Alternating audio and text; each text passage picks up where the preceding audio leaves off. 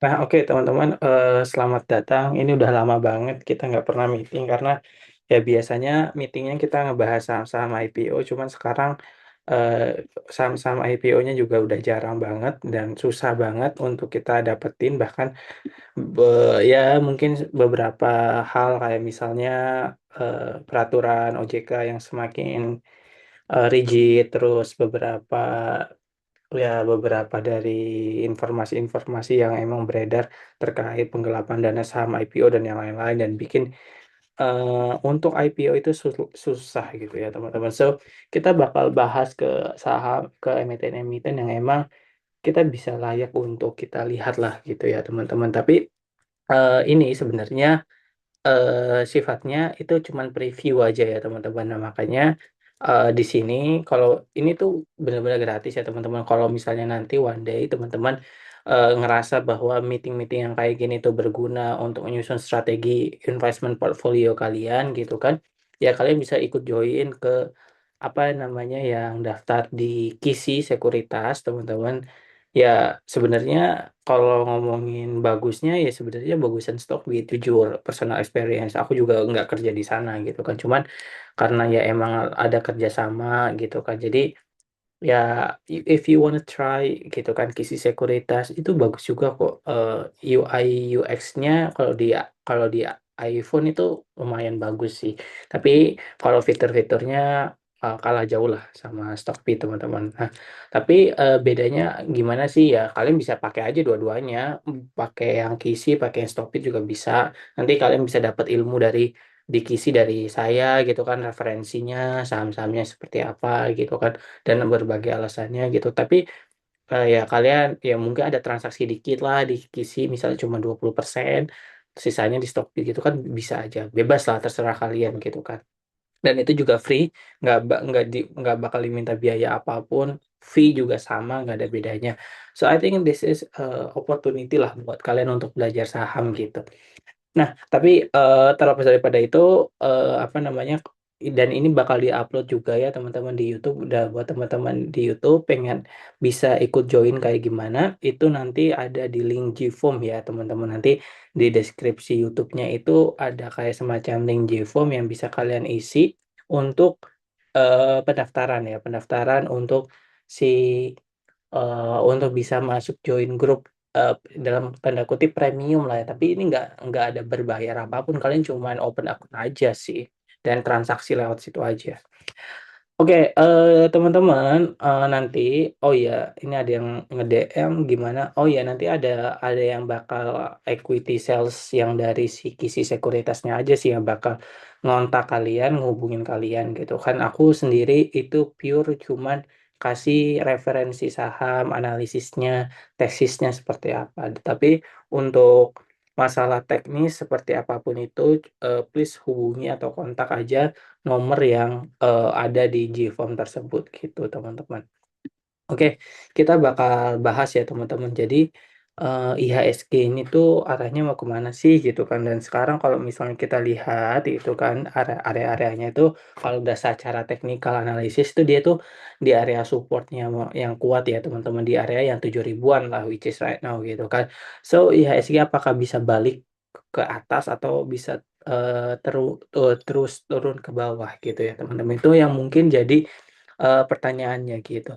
Nah, kita sebelum masuk ke sana, teman-teman kita bisa bahas dulu sejarah dari ke penerjunan yang kemarin gitu ya, teman-teman. Jadi kemarin pas waktu tanggal akhir-akhir Januari itu dapat surat dari MSCI yang mana itu isinya tentang apa namanya ngebekuin kenaikan bobot saham RI gitu kan. Jadi istilahnya MSCI itu nggak mau keluar, nggak mau juga masukin nih saham-saham yang udah masuk MSCI itu kayak gimana itu mereka lebih ke ya udah ngebukuin aja gitu kan. Dan itu luar biasa teman-teman. Jadi beberapa hari pada saat itu apa namanya beberapa saham langsung gap down semuanya, nggak ada yang nggak ngerasain, saya juga sama gitu kan.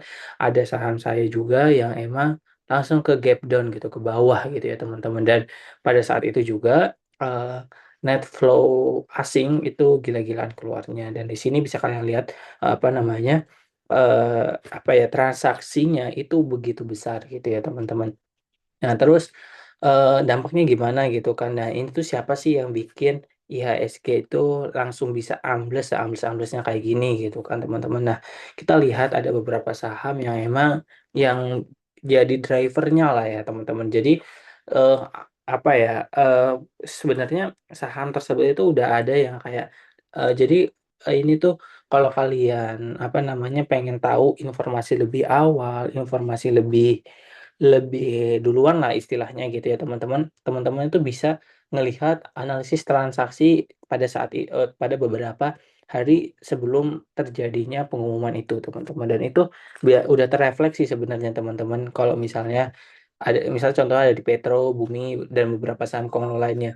Pada saat di peak-peak-nya itu, banyak, asing itu net sell gila-gilaan ya teman-teman, dan itu mungkin aja kan bayangin ya kalian teman-teman, kalau misalnya kalian punya yang namanya, teman lah ya istilahnya teman gitu kan, terus temen kalian itu di MSCI gitu kan, terus pas ngopi kalian bilang gitu dari si MSCI ke temennya, gua bakal nge-freeze loh. Nah secara nggak langsung, oh si apa namanya yang temennya MSCI ini, oh ya udah gua net sell duluan lah gitu. Nah itu, pada saat itu kalau kalian trace kembali ke dulu gitu kan, itu kalian bisa lihat bahwa ada transaksi yang emang net foreign-nya itu kayak seakan-akan udah tahu duluan apakah mereka insider trading or something like that, we don't know gitu kan. Cuman kalau lihat dari segi analisis transaksi, itu terlihat bahwa mereka itu kayak seakan-akan tahu duluan, dan ini ya aku juga sebenarnya waktu dulu masih belum tahu gitu ya teman-teman, dan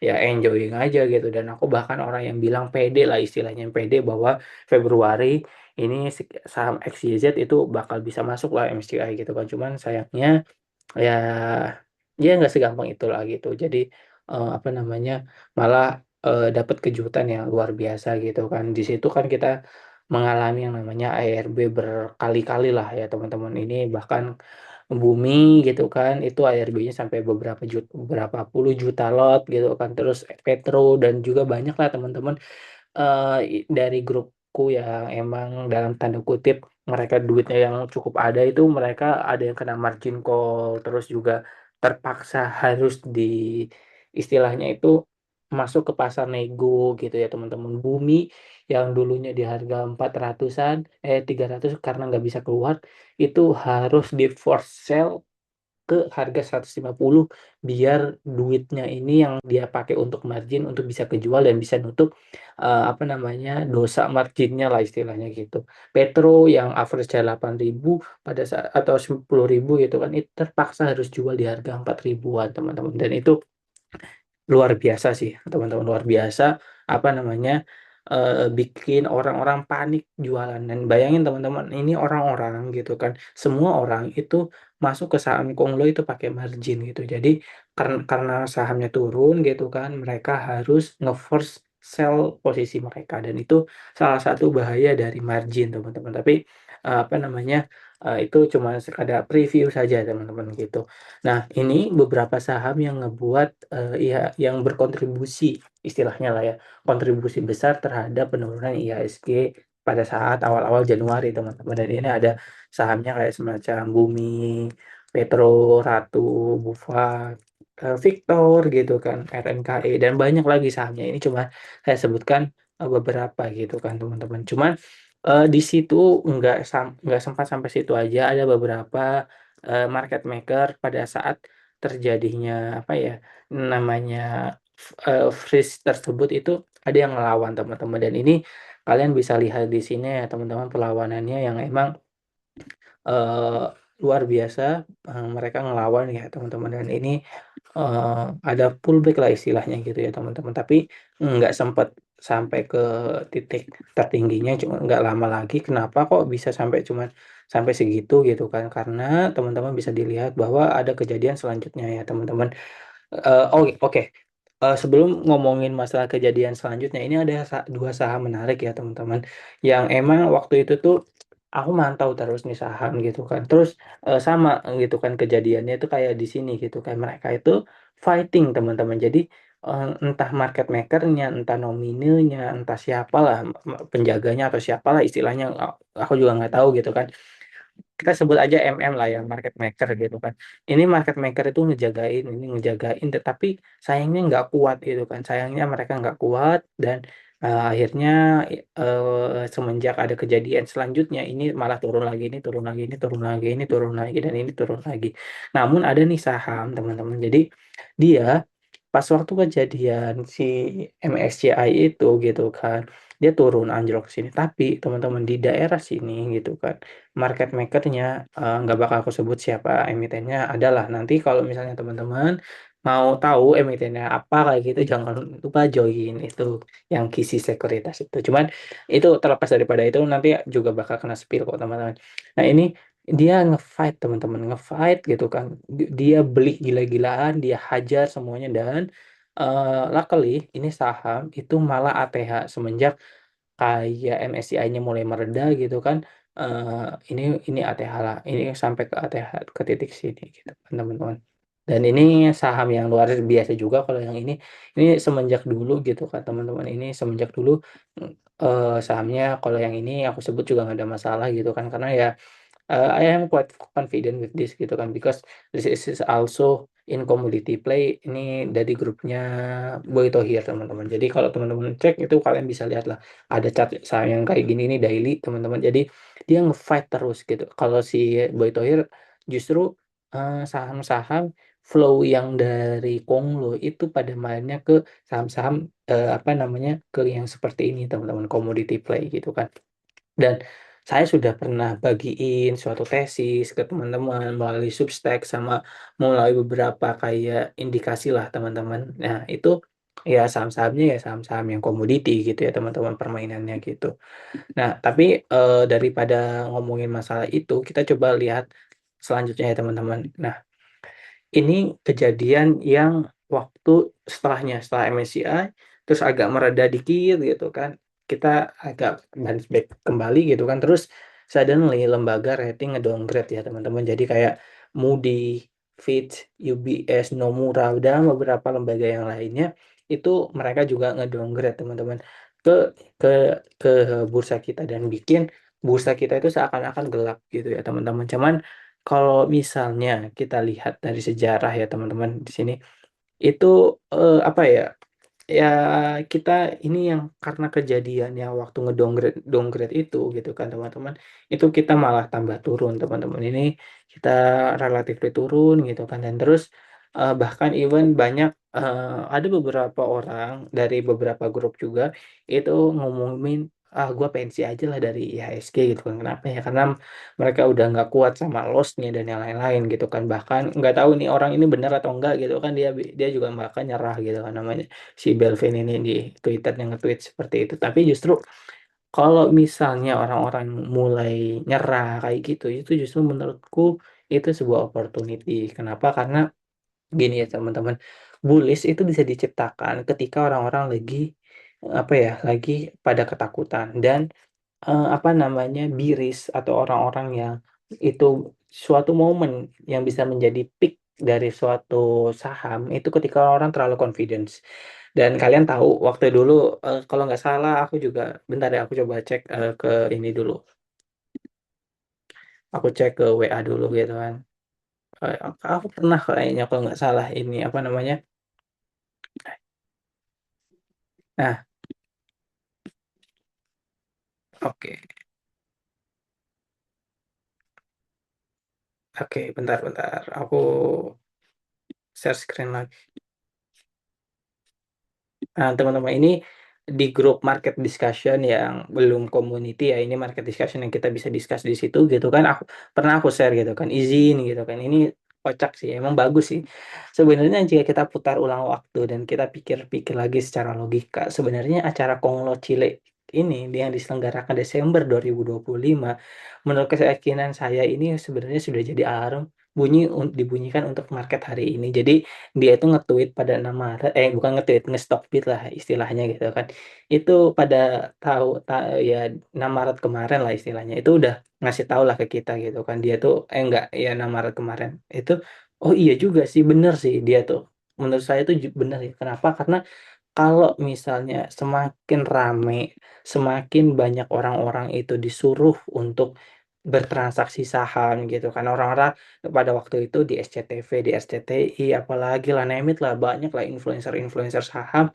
Even kita nggak tahu lah dia nyebutnya bukan influencer kayak atau apalah ya istilahnya gitu kan ya, pokoknya mereka yang punya pamor, besar, panggung besar di market gitu kan, itu diundang ke TV dan bikin orang-orang dan ya apa ya, itu tuh tanda-tanda ya emang biris terjadi ya teman-teman. Biris terjadi itu apa sih? Jadi ya itu, biris itu tercipta dari momen-momen yang waktu itu tuh optimis banget gitu kan, dan itu ngebuat, mereka kena gampar gitu ya teman-teman, dan itu salah satu momen yang terjadi kemarin, dan itu sebenarnya harusnya kita itu harusnya sadar lah teman-teman akan hal seperti itu, karena sebenarnya, semuanya itu tuh berulang teman-teman, semuanya itu berulang, apa namanya, kejadian-kejadian yang kayak gitu itu tuh pasti bakal berulang. Kalau misalnya orang-orang ini tuh istilahnya tuh namanya itu market behavior nih teman-teman. Kalau orang-orang pas waktu lagi confident, nah itu di momen itulah kalian itu harus exit harusnya. Dan ketika orang-orang pada mulai fear, di saat itulah kalian yang harus greedy. Nah, mungkin yang apa ya, istilah yang emang cocok untuk menggambarkan hal tersebut itu ya Warren Buffett lah yang istilahnya when other people are in fear, you have to be greedy gitu kan, dan sebaliknya gitu. Dan I think this is the time. Ya, dikit-dikit lah mungkin bisa dikatakan bahwa mungkin kita akan mencapai ke suatu titik yang mungkin bisa lebih tinggi lagi dibandingkan kemarin gitu kan. Apakah bisa itu terjadi? Who knows? Yang nggak ada yang tahu. Cuman biasanya kalau misalnya kita mengaca ya kejadian-kejadian dulu gitu kan di tahun pas waktu si Trump ngumumin tarif gitu kan. Waktu dulu apa ya, banyak banget lah kita itu dihantui hal-hal buruk ya teman-teman. Kayak misalnya rupiah sampai ke 17.000, sama juga kita di-downgrade asing gitu kan, terus juga, apa ya, pokoknya diserang, demo di mana-mana, semuanya kacau lah pokoknya gitu kan. Dan waktu itu kita ngerasa fear, nggak enak, nggak nyaman, cuman tak lama kemudian teman-teman, market kita dari bottom bisa naik sampai ke, ATH-nya di 9.200 ke 9.400 even gitu kan. Namun ya sekarang, apakah itu bisa terjadi? Ya menurut saya sih bisa terjadi. Kenapa? Karena, apa ya, kejadian-kejadian yang kayak sebelum-sebelumnya ini sebenarnya pola yang berulang teman-teman. Orang fear, takut, nah di sanalah IHSG naik gitu kan, atau market naik. Ketika sebaliknya marketnya udah optimis dan bla bla bla bla bla, di saat itulah kita harus exit teman-teman. Dan teman-teman, apa namanya, aku juga refleksilah dari beberapa kejadian karena, sebenarnya kejadian yang kemarin MSCI dan beberapa kejadian kemarin yang IHSG yang kena semprot habis-habisan, Porto tuh juga sama kebakaran, cuman karena udah belajar, udah ngerti, "Oh iya polanya seperti ini, polanya seperti itu," gitu kan, dan itu ngebuat saya sendiri untuk kayak, "Oke, apa yang harus aku lakuin, apa yang harus nggak boleh aku lakuin," gitu. Nah, itu berkaca dari hal tersebut dan harapannya nanti pas waktu, apa ya, pas waktu di Kisi Sekuritas atau di community yang sekarang kalian udah join juga itu free ya teman-teman, itu bisa berbagi juga hal-hal yang seperti itu dan bisa bermanfaat buat kalian. Dan tapi bedanya kalau yang di sekuritas mungkin, aku lebih spesifik lah bisa ngomong sahamnya emiten apa, tapi tetap aja tapi kok untuk disclaimer on lah. Tapi kalau misalnya untuk yang di community itu kita kayak, ngomongin industrinya aja, tapi saham secara spesifik enggak gitu ya teman-teman. Nah, makanya buat teman-teman yang pengen tahu spesifik sahamnya apa, kita lihat angka-angkanya dan apa-apanya di dalamnya, ya, jangan lupalah untuk, apa ya, daftar KISI gitu kan yang daftar dulu di JIVOM nanti biar sales-nya yang bakal, ngehubungi kalian, teman-teman, gitu. Nah, terus kita next slide dulu aja, teman-teman. So, I'm so, apa ya, kayak, ya punya keyakinan bahwa justru dengan penurunan kemarin gitu kan dan beberapa hari ke belakang gitu kan, it should be our, stock could be going up gitu kan teman-teman. Cuman apakah itu bisa terjadi? Jujur tidak ada yang tahu dan oleh karenanya saya nge-disclaimer untuk saat ini, posisi yang paling terbaik ya kita DCA aja gitu. Dalam artian kalau ada uang, saham yang kita pelajarin ini bagus gitu, kita cicil aja, kita cicil gitu kan. Dan itu apa yang aku lakuin dari kemarin sampai sekarang itu ya seperti itu. Karena sebenarnya bottom itu nggak ada yang tahu teman-teman. Kalau tahu ada yang tahu bottom ya mungkin saya juga mau langsung jeger gitu kan ke saham yang emang menurut saya itu menarik dan oke masuk gitu kan. Tapi terlepas daripada itu gitu kan teman-teman, kita harus tahu dulu kira-kira IHSG ini kalau misalnya naik saham mana sih yang bakal naik duluan dan kenapa gitu kan teman-teman. Dan ini ada beberapa saham yang emang menarik ya. Nah, tapi sebelum ke sana kita itu, aku udah bahas juga waktu itu di grup bahwa commodity will, play crucial role lah gitu kan. Sebelum daripada itu kalian juga harus tahu istilah-istilah di komoditi teman-teman. Nah, istilahnya salah satu istilah yang penting itu namanya ada gold to oil ratio gitu ya teman-teman. Apa itu? Jadi intinya itu perbandingan antara gold sama oil teman-teman. Dan ini itu bisa jadi landasan kalian untuk berinvestasi gitu kan teman-teman. Jadi apa sih, angka-angka dan data-data yang terrefleksi dari hal ini? Intinya gini teman-teman, kalau misalnya gold to oil ratio lebih dari 30 gitu, lebih dari 30 itu menandakan bahwa potensi resesi di beberapa ya di beberapa negara, pokoknya di dunia ini potensi resesinya itu sangat besar. Resesi itu apa? Ya perlambatan ekonomi selama 2 kuartal lah, intinya gitu ya teman-teman. Nah, oleh karena itu teman-teman, karena perlambatan ekonomi ini, itu apa ya, agak memang menjadi trigger yang sangat sulit untuk bursa saham untuk bisa naik. Cuman ada pasti kan, apa ya, istilahnya tuh kayak ada satu yang diuntungkan, ada yang satu yang dirugikan. Pasti ada yang seperti itu. Nah, oleh karenanya ketika hal tersebut yang di sisi lain ini yang dirugikan, which is ekonomi atau apa, tapi ada dong yang diuntungkan gitu kan. Apa itu? Ya, kalau misalnya kita lihat itu adalah komoditi, teman-teman. Tapi terlepas daripada itu, kita coba lihat beberapa saham yang emang bergerak di komoditi ya, teman-teman. Dan ini luar biasa sangat menarik ya, teman-teman. Di kala apa ya, di kala apa ya, di kala IHSG kita kayak gila-gilaan gitu kan, cuman asing itu kayak istilahnya sangat agresif banget ke saham-saham yang di komoditi. Dan aku udah pernah nge-state juga di market discussion gitu kan yang free itu, kalian nggak perlu buka sekuritas, yang market discussion yang free, community ya teman-teman, itu aku bilang, "Apakah ini akan berjaya?" So, I think yes gitu kan. Bahkan, komoditi ini I think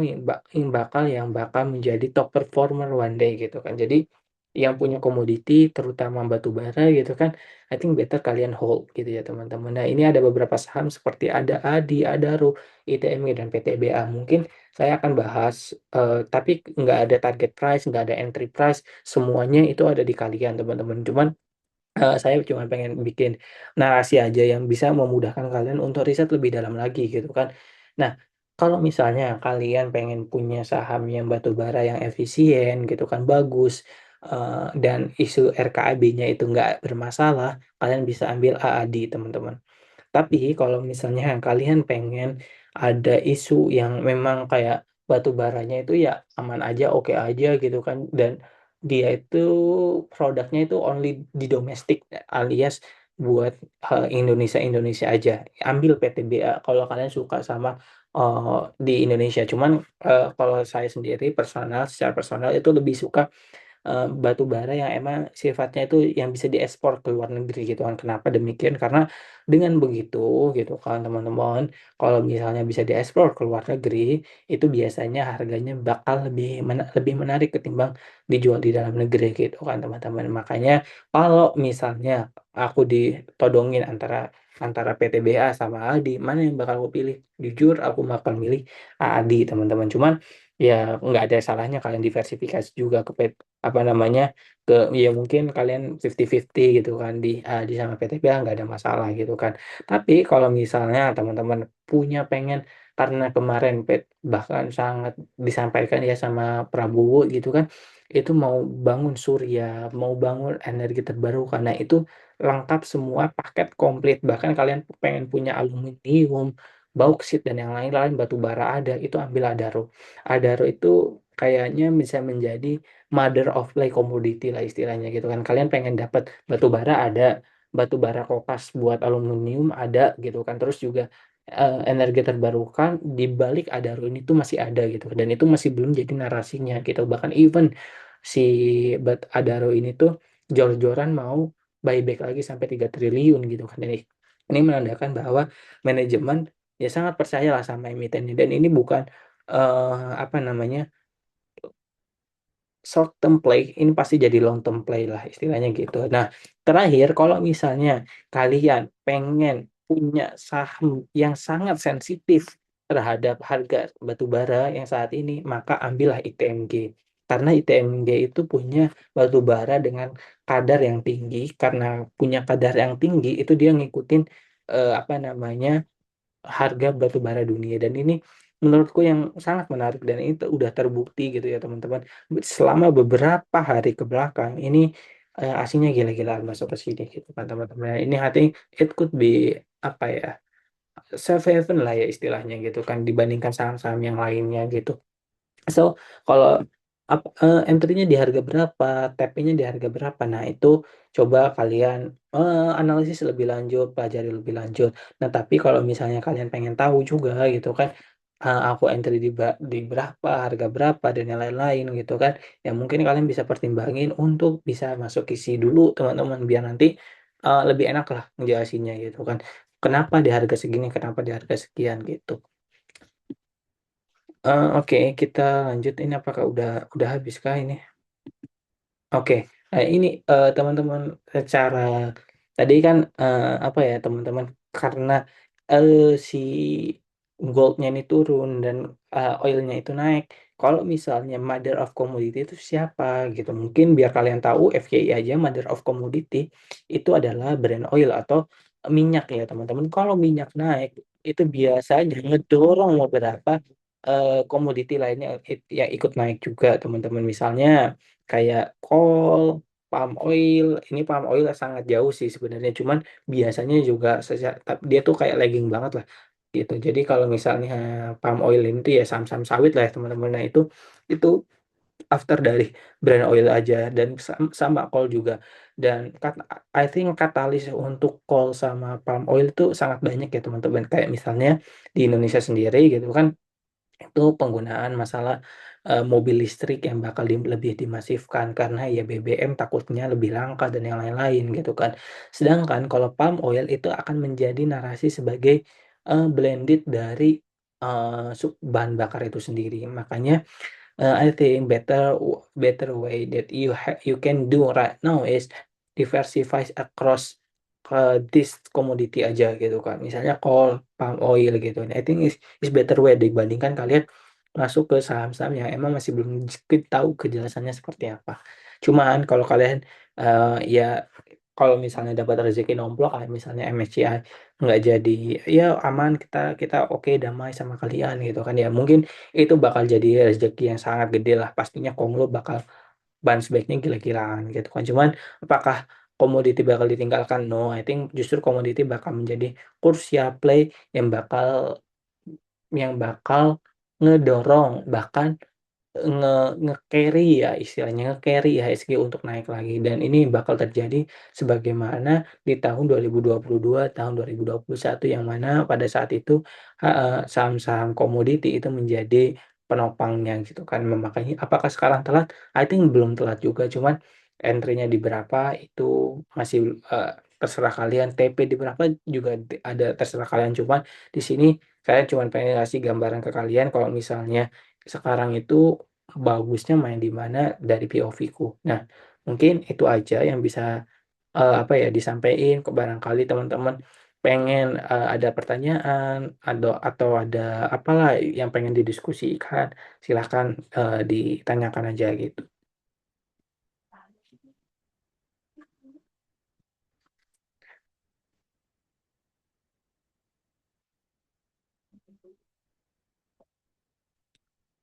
Sampai 13.10 ya. Bang, nanti kalau udah daftar KISI dapat apa aja? Sebenarnya, ya kita inilah ya, nanti nanti di grup, kita bakal bahas beberapa emiten mungkin sebulan ya, mungkin kalau misalnya emang tiba-tiba besok ada, habis transaksi gitu kan, ada saham yang sangat menarik gitu kan, nanti mungkin atau bahkan dua dua 2 hari, 4 atau 4, 5 hari atau, iya mungkin, setelah itu tiba-tiba bakal ada Zoom dadakan untuk ngebahas, ini emiten menarik nih loh, ini kayak gini menarik," gitu kan. Itu bakal ada informasi seperti itu. Terus juga selain daripada itu nanti bakal dikasih juga beberapa list, saham yang emang, ya inilah, apa namanya, istilahnya apa ya, jadi bentar ya, aduh, istilahnya bakal jadi beberapa topik lah untuk misalnya ada 10 saham nih yang menarik gitu kan. Nah itu, bakal kita bahas kenapa ini menarik dan apa namanya,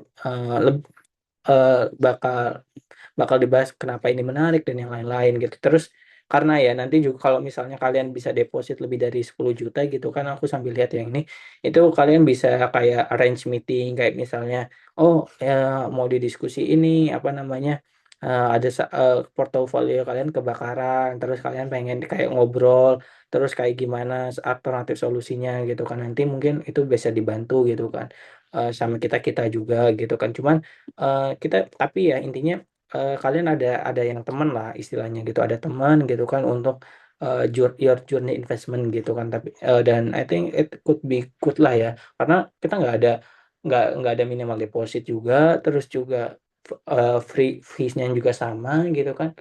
Apa yang ngebedain? Bahkan nggak ada yang dirugiin, justru kalian bagus lah dapat ada inilah ya, ada nanti kita bisa belajar bareng, terus aku yang suka investment gitu kan, suka mantau saham kayak gitu, nanti bisa jadi referensi nih buat kalian nih kayak gini-gini, ini tesisnya seperti ini gitu. Cuman tetep aja semua, apa ya, semua iya, inilah semua decision investment itu berdasarkan dari kalian. Cuman aku sendiri itu kayak inilah, apa namanya, cuman kasih guideline kayak gitu, cuman kasih guideline aja kayak, "Oh ini loh kayak gini-gini, ini kenapa ini menarik," gitu. Cuman kalau misalnya keputusan jual dan beli itu ada di kalian teman-teman gitu. Nah terus ini, itu yang pertama intinya bakal di-guide bareng-bareng, belajar bareng-bareng gitu kan. Kalau ada yang saham menarik mungkin kita bakal apa ya, bakal kita bahas gitu kan, secara mendadak dan meeting-nya juga pasti bakal ada lah. Kalau misalnya emang nggak ada saham yang semenarik itu mungkin 3 bulan mungkin sebulan itu minimal sekali lah kita meeting, evaluasi beberapa saham, stock pick kita gitu kan, apakah masih layak untuk di-hold atau enggak gitu kan. Gitu, kalau misalnya apa ya, kurang lebih kayak gitu sih. Terus apalagi ya, ya kalau misalnya mau ketemuan, kayak ngobrol kayak gitu ya bisa, nanti kita ngobrol bareng sambil makan bareng kayak gitu.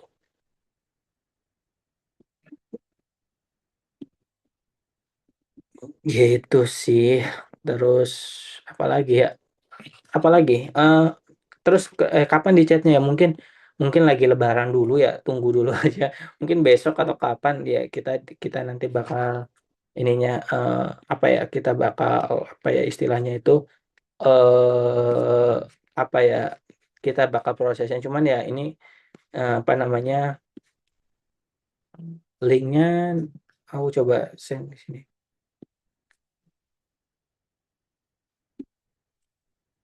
Ya semuanya kena mental juga gitu kan. Ya mungkin, teman-teman kita bakal jadi ini kan bakal aku upload juga ya di YouTube ya teman-teman. Jadi kalau buat teman-teman yang di YouTube nanti dilihat aja di deskripsi grup gimana cara join-nya, nanti intinya kalian isi form tersebut terus nanti bakal dibantu sama, sales untuk dikontak lebih lanjut gitu teman-teman.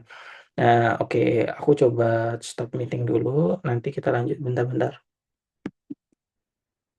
Gimana ya stop recording? Bentar.